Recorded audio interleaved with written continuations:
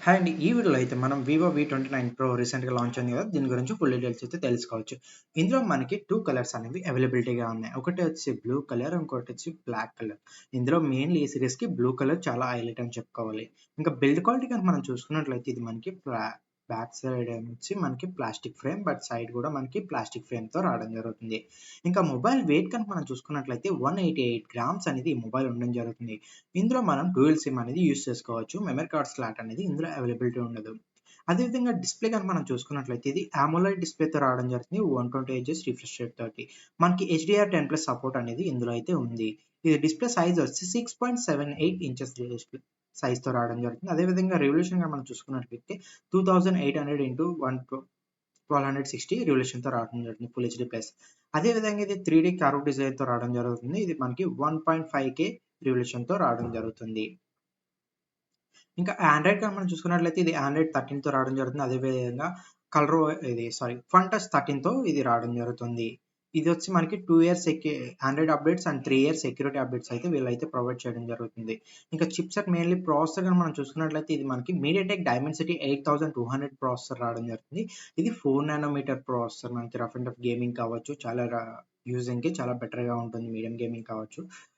మీకు ఒక 1 అవర్ అలా గేమింగ్ అలా పర్లేదు. ఈ మొబైల్ అనేది యూజింగ్ కావచ్చు, చాలా బెటర్‌గా ఉంటుంది. ఇంకా స్టోరేజ్ కనుక మనం చూసుకున్నట్లయితే ఇందులో మనకి 2 వేరియంట్స్ అనేవి తీసుకురావడం జరిగింది. ఒకటి వచ్చి 8 జీబీ ర్యామ్ 256, ఇంకోటి వచ్చి 12 జీబీ ర్యామ్ 256.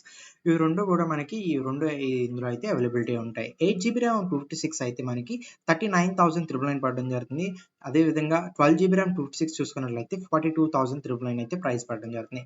ఇంకా కెమెరా గనుక మనం చూసుకున్నట్లయితే ఇందులో మెయిన్ కెమెరా వచ్చి మనకి హాయ్ అండి. తేజ 205 ఛానల్‌కి మీకు స్వాగతం. ఇప్పటిదాకా గనుక ఛానల్ సబ్స్క్రైబ్ చేయకపోతే వెంటనే ఛానల్‌ని సబ్స్క్రైబ్ చేసుకొని వీడియో చూడండి.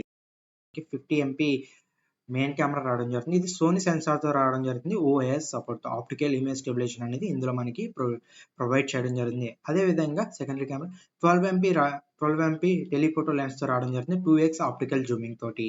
2x వరకు మనకి ఎటువంటి బ్లర్‌నెస్ కానీ ఏమీ లేకుండా ఫోటోస్ అనేవి మనం క్లారిటీగా తీసుకోవచ్చు. అదేవిధంగా 8 MP ultra wide angle camera రావడం జరుగుతుంది. బ్యాక్ సైడ్ మనం అప్ టు 4K దాకా రికార్డింగ్ అనేది చేసుకోవచ్చు.